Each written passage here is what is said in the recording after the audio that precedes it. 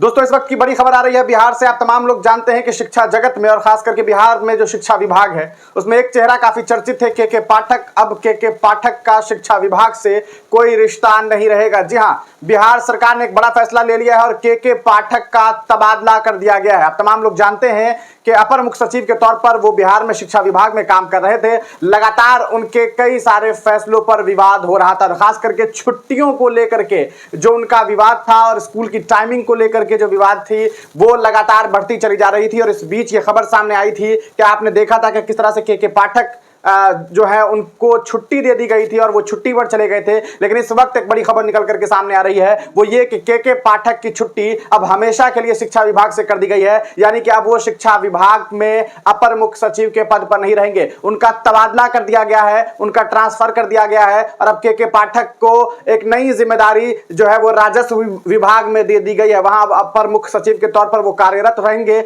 लेकिन इस बीच जो शिक्षा विभाग था वो IAS एस सिद्धार्थ को दे दिया गया है। हालांकि आप तमाम लोग जानते हैं कि जब से इन्होंने छुट्टी ली थी तब IAS एस सिद्धार्थ को यह जिम्मेदारी दी गई थी, लेकिन अब परमानेंट अपर मुख्य सचिव के तौर पर IAS एस सिद्धार्थ काम करेंगे। हम आपको सीधे सीधे वो लेटर की तरफ ले चलते हैं जहां ये जानकारी सीधे सीधे ऑफिशियल जानकारी जो है वो प्राप्त हुई है। और के पाठक को लेकर के ये बड़ी खबर सामने आ रही है। सामान्य प्रशासन विभाग ने लेटर जारी करते हुए ये जानकारी दी है। आप तमाम लोग देख सकते हैं कि अपर मुख्य सचिव शिक्षा विभाग बिहार पटना, अतिरिक्त प्रभार महानिदेशक बिहार लोक प्रशासन एवं ग्रामीण विकास संस्थान पटना को स्थानांतरित करते हुए अगले आदेश तक अपर मुख्य सचिव राजस्व एवं सुधार विभाग बिहार पटना के पद पर पदस्थापित किया जाता है। श्री के पाठक अगले आदेश तक महानिदेशक बिपाड पटना के अतिरिक्त प्रभार में पूर्ववत बने रहेंगे। यानी कि इनके पास दो विभाग था, एक तो शिक्षा विभाग था ही, साथ ही साथ अतिरिक्त प्रभार जो है इन्हें महानिदेशक पद के लिए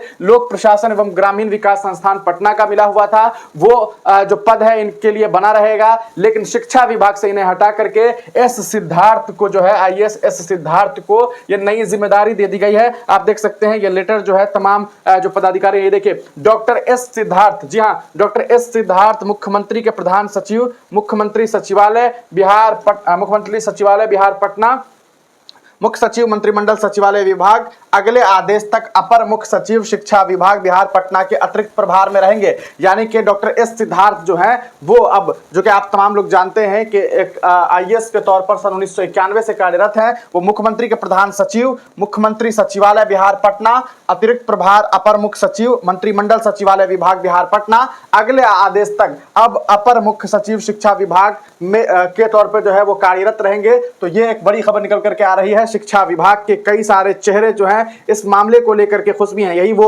IAS एस सिद्धार्थ है, इनकी एक पुरानी तस्वीर है, आप देख सकते हैं। ये जनाब IAS ऑफिसर भी हैं और अब एक नए शिक्षा विभाग में एक नए अपर मुख्य सचिव के तौर पर काम करने वाले हैं। तो ये एक बड़ी खबर निकल करके आ रही है कि IAS के पाठक को अब एक नई जिम्मेदारी दे दी गई है और शिक्षा विभाग से उनकी छुट्टी अब हमेशा के लिए कहीं ना कहीं यहां से कर दी गई है। खास करके आप तमाम लोग देख रहे थे पिछले कुछ महीनों से, पिछले कुछ साल में खास करके लगातार जो है उनको लेकर के विवाद चल रहा था। शिक्षा विभाग के कई सारे शिक्षक और अलग अलग संघ से जुड़े हुए लोग उनसे नाराज चल रहे थे।